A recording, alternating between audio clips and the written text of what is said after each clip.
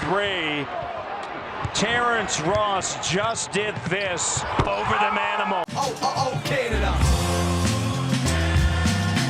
Oh, Canada. Oh, Canada. What is happening, Raptorland? I am in a great mood as I picked up this Raptors throwback Mitchell and Ness hat.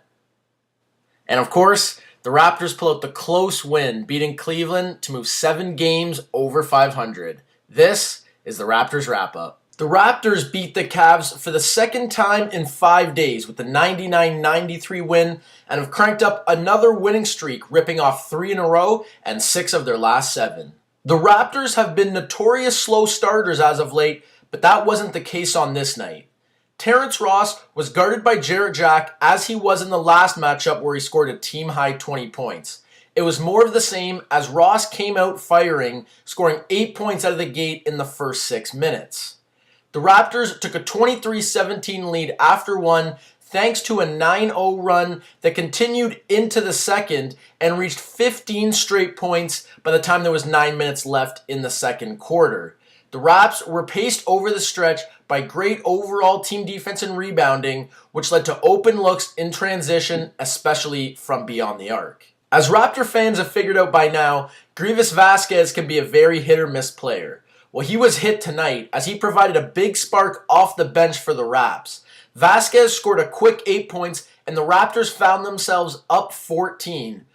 Vasquez finished the quarter with 10 and 15 on the night, but only had 2 assists, and we've seen his minutes slowly decrease over the last month. Toronto was on their way to a historic first half defensively, but turned the ball over 6 times late in the second quarter.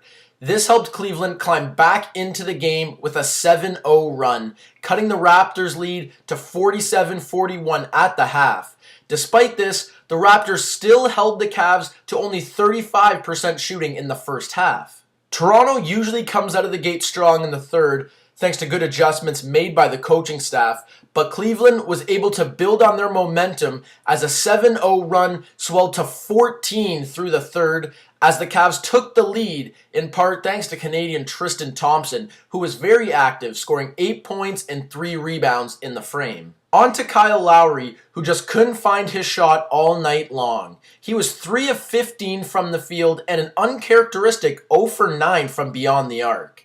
Despite this, Lowry, as he's known for, battled through, looking to teammates and doing the little things.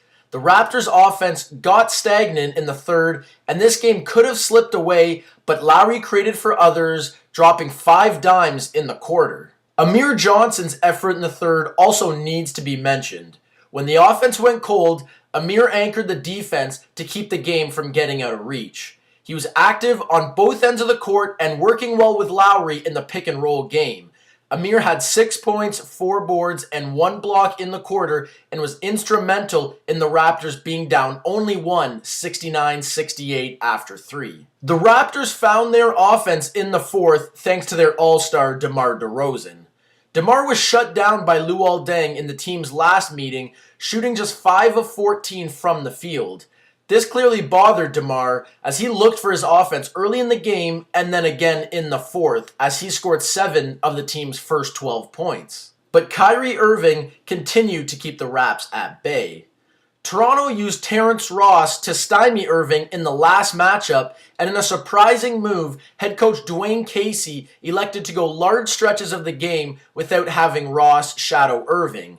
As a result, Kyrie had a big night, putting up 25 points and 9 assists, playing well in the fourth while almost leading Cleveland to the victory. As the game entered crunch time, Ross knocked down a couple huge 3 balls, one of which gave the Raps a 90-89 lead they wouldn't relinquish with 3 minutes to play.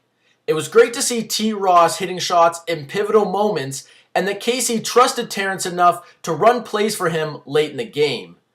Ross finished up with 19 points, and the Raptors are now 21-6 when Ross scores at least 10. With the Raps up 92-91 and under 90 seconds to go, Toronto looked to their 2 best players to bring them home, and that's exactly what happened.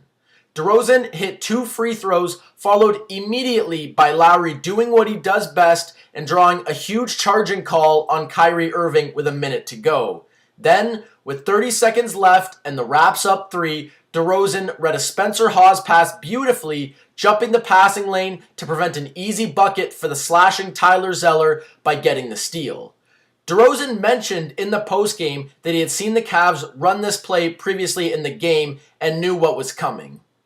Lowry and DeRozan put the game away late by scoring the Raptors' final 7 points, icing it from the free throw line. DeMar was the difference down the stretch tonight as he scored 16 points in the final frame on his way to a 33-point, 4-rebound, 6-assist game. Just to illustrate DeMar's growth, he's already set a career high for assists in a season, and we're not even at March yet. And of his 11 career 30-plus point games, he's had 7 of them this season alone. The overall play of Patrick Patterson is something that also needs to be mentioned. He has really bought into his role with the Raptors, and this game was a perfect illustration of that.